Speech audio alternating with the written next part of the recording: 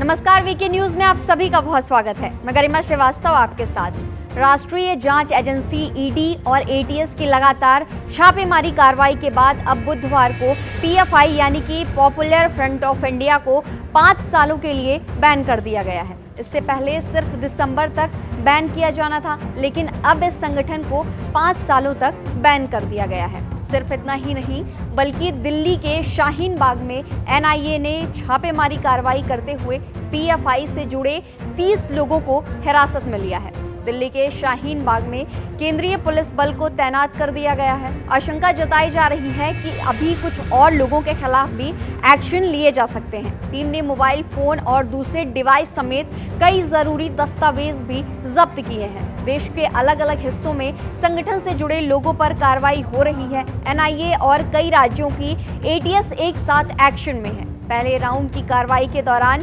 गिरफ्तार कार्यकर्ताओं से पूछताछ में यह खुलासा हुआ था कि इनका नेटवर्क पूरे देश भर में फैल चुका है, जिसके बाद पूरे देश भर की इंटेलिजेंस और सुरक्षा एजेंसियों ने पीएफआई के फैले हुए नेटवर्क को खंगालना शुरू कर दिया।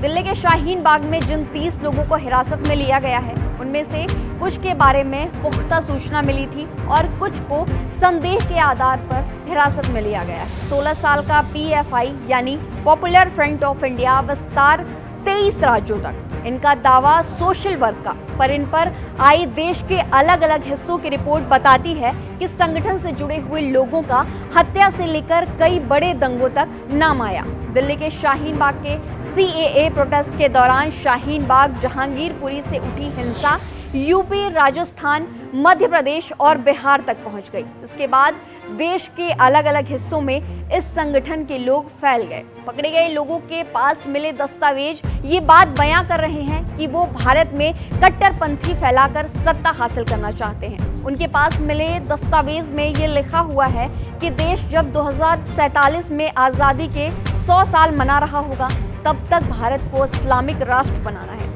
टीम लगातार छापेमारी कार्रवाई में लगी हुई है। आगे देखना होगा कि आने वाले समय में और किन किन राज्यों में पीएफआई संगठन के लोग फैले हैं, और इस संबंध में जांच लगातार जारी है और इनकी मंशा भी समझ आ रही है। इस खबर से जुड़ी तमाम अपडेट्स हम आप सभी तक साझा करते रहेंगे। फिलहाल इतना ही। देखते रहिए वीके न्यूज। धन्यवाद। वीके न्यूज, राष्ट्र के नाम।